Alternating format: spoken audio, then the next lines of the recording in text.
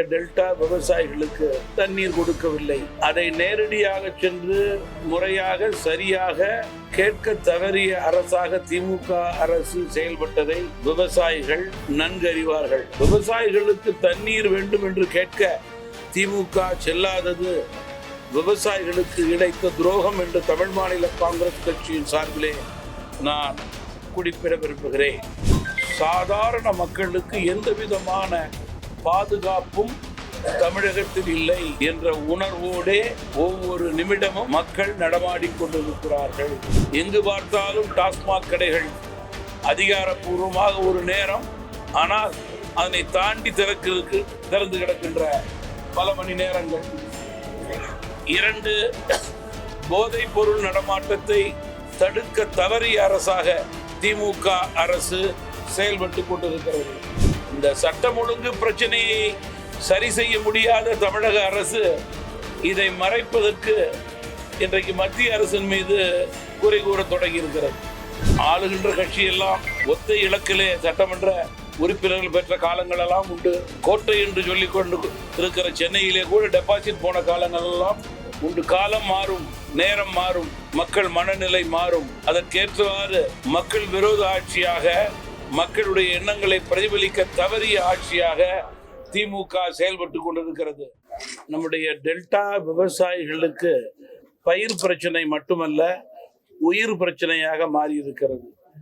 அதை கூட பொருட்படுத்தாமல், கவலைப்படாமல் கர்நாடகத்தில் இருக்கிற காங்கிரஸ் தலைமையிலான அரசு அங்கே மழை பெய்தும் கூட, தண்ணீர் இருப்பு இருந்தும் கூட பிடிவாதமாக நம்முடைய டெல்டா விவசாயிகளுக்கு தண்ணீர் கொடுக்கவில்லை. அதை நேரடியாக சென்று முறையாக சரியாக கேட்க தவறிய அரசாக திமுக அரசு செயல்பட்டதை விவசாயிகள் நன்கறிவார்கள். கர்நாடகாவிலே காங்கிரஸ் ஆட்சி வெற்றி பெற வேண்டும் என்று நேரடியாக சென்று வாக்கு சேகரிக்க திமுக செல்கிறது. விவசாயிகளுக்கு தண்ணீர் வேண்டும் என்று கேட்க திமுக செல்லாதது விவசாயிகளுக்கு இழைத்த துரோகம் என்று தமிழ் மாநில காங்கிரஸ் கட்சியின் சார்பிலே நான் குறிப்பிட விரும்புகிறேன். இந்த ஆண்டு சம்பா சாகுபடிக்கு மேட்டூர் அணை திறக்கப்பட உள்ளதால் அனைத்து விவசாயிகளுக்கும் உடனடியாக விதை, நெல், உரங்கள் தட்டுப்பாடு இல்லாமல் வழங்க வேண்டும். மானிய விலையிலே கொடுக்க வேண்டும். தமிழ்நாட்டுல 48 மணி நேரத்துல 3 கொலை நடந்திருக்கு சார். சட்டம் ஒழுங்கு பத்தி நினைக்கிறேன். நீங்க தமிழகத்தினுடைய சட்டம் ஒழுங்கு என்பது உண்மையிலேயே மிகவும் கவலைக்கிடமாக இருக்கிறது. சாதாரண மக்களுக்கு எந்த விதமான பாதுகாப்பும் தமிழகத்தில் இல்லை என்ற உணர்வோடே ஒவ்வொரு நிமிடமும் மக்கள் நடமாடிக் கொண்டிருக்கிறார்கள். அரசியல் கட்சியினுடைய முதல் நிலையிலே இருக்கின்ற தமிழகத்தினுடைய தலைவர் முதல், மாவட்டத்திலே இருக்கின்ற தலைவர்கள் முதல், வட்டார நகரத்திலே இருக்கின்ற பொறுப்பாளர்கள் முதல் கொலைகள் தொடர்ந்து நடந்து கொண்டிருக்கின்றது என்றால் காவல்துறையினுடைய கைகள் ஏன் கட்டப்பட்டிருக்கிறது? ஏன் தவறு செய்பவர்களை முறையாக தண்டிக்கவில்லை? அவர்களுக்கு எந்த விதமான அச்சமும் தமிழகத்திலே இல்லை என்ற காரணத்தினால்தான் இது போன்ற கொலை, கொள்ளை, திருட்டு, செயின் பறிப்பு தொடர்ந்து நடைபெறுகிறது. இதற்கெல்லாம் அடித்தளம் ஒன்று, எங்கு பார்த்தாலும் டாஸ்மாக் கடைகள் அதிகாரப்பூர்வமாக ஒரு நேரம், ஆனால் அதனை தாண்டி திறந்து கிடக்கின்ற பல மணி நேரங்கள். 2 போதைப் பொருள் நடமாட்டத்தை தடுக்க தவறிய அரசாக திமுக அரசு செயல்பட்டு கொண்டிருக்கிறது. 3 கள்ளச்சாராயம். இவைகளுக்கெல்லாம் முற்றுப்புள்ளி வைக்காமல் சட்டம் ஒழுங்கை சீர்படுத்த இந்த அரசால் முடியாது. எனவே முதல் படியாக தமிழகத்திலே டாஸ்மாக் கடைகளை சரிபாதியாக குறைக்க வேண்டும் என்று தமாக வலியுறுத்துகிறது. போதைப் பொருள் நடமாட்டத்தை அடியோடு ஒழிக்க வேண்டும். தவறு செய்பவர்கள் கடும் தண்டனைக்கு உட்பட வேண்டும். காவல்துறை கைகள் கட்டப்படக்கூடாது. இந்த சட்டம் ஒழுங்கு பிரச்சனையை சரி செய்ய முடியாத தமிழக அரசு இதை மறைப்பதற்கு இன்றைக்கு மத்திய அரசின் மீது குறை கூற தொடங்கி இருக்கிறது. நிதி ஆயோக் கூட்டத்தில் முதல்வர் கலந்து கொள்ள வேண்டும் என்றால் அது அவருடைய கடமை. மக்கள் அந்த கட்சிக்கு வாக்களித்திருக்கிறார்கள், கூட்டணிக்கு வாக்களித்திருக்கிறார்கள், குறைகளை நிறையாக்க வேண்டும் என்பதற்காக வாக்களித்திருக்கிறார்கள். மக்கள் பிரச்சனைகளை கூறக்கூடிய மிக உயர் கூட்டம், முக்கியமான கூட்டம் டெல்லியிலே நடைபெறுகிறது.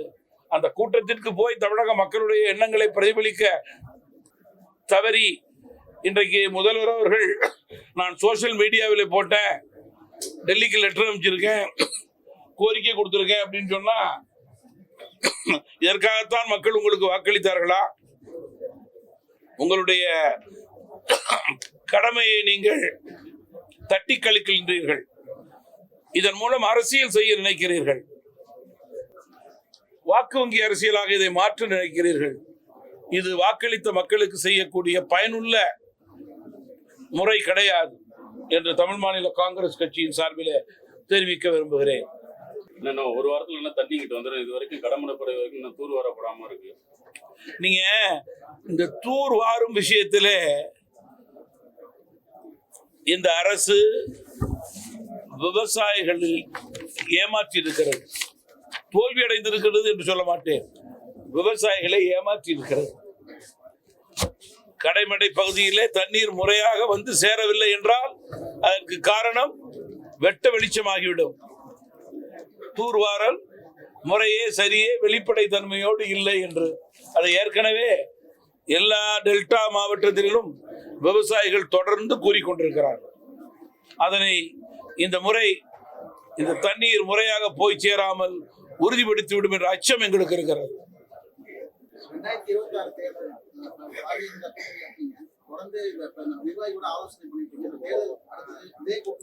இல்ல, பொதுவா வளமான தமிழகம், வலிமையான பாரதம், வலிமையான பாரதம் என்ற ரீதியிலே மத்திய அரசு செயல்பட்டு கொண்டிருக்கிறது. வளமான பாரதம் தேவை என்பது மத்திய அரசுடைய செயல்பாட்டில் தெளிவுபடுகிறது. வலிமையான தமிழகம் தேவை என்றால் பாஜக தலைமையிலான எங்கள் கூட்டணியிலே மேலும் கட்சிகள் இணைந்து வளமான தமிழகத்தை வருங்காலங்களிலே ஏற்படுத்த தயாராக இருக்க வேண்டும் என்பதுதான் என்னுடைய வேண்டுகோள். பிரதமர் இங்க நிறைய பேர் பிரச்சாரத்துக்கு வந்தாரு. அதுலயும் தேர்தல் அதிகமா அதுதான் திமுக தொடர்ந்து சொல்லிட்டு இருக்காங்க. இதேதான் சட்டமன்ற தேர்தலையும் எதிர்விக்கும். நீங்க ஆளுகின்ற கட்சி எல்லாம் ஒத்த இலக்கிலே சட்டமன்ற உறுப்பினர்கள் பெற்ற காலங்கள் எல்லாம் உண்டு. கோட்டை என்று சொல்லிக் கொண்டு இருக்கிற சென்னையிலே கூட டெபாசிட் போன காலங்கள் எல்லாம் உண்டு. காலம் மாறும், நேரம் மாறும், மக்கள் மனநிலை மாறும். அதற்கேற்றவாறு மக்கள் விரோத ஆட்சியாக, மக்களுடைய எண்ணங்களை பிரதிபலிக்க தவறிய ஆட்சியாக திமுக செயல்பட்டு கொண்டிருக்கிறது. மக்கள் மீது தொடர்ந்து சுமையை வைத்துக் கொண்டிருக்கிற ஆட்சியாகவே திமுக செயல்பட்டு கொண்டிருக்கிறது. இது வருகின்ற நாட்களிலே தேர்தல்களிலே பிரதிபலிக்கும். நன்றி சார். வர சட்டமன்ற தேர்தலில் விஜய் அழைச்சா போவீங்களா? அவர் கூட கூட்டணி ஒரு சட்டமன்ற தேர்தலில் விஜய் அழைச்சா போவீங்களா? அவர் கூட தேர்தல் நீங்க வலிமையான இந்தியாவை இன்றைக்கு நடத்தி கொண்டிருக்கிறோம் எங்களுடைய கூட்டணி. அதன் அடிப்படையிலே வளமான தமிழகம் தேவை என்றால் எங்களோடு கட்சிகள் இணைய வேண்டும் என்பதுதான் என்னுடைய விருப்பம்.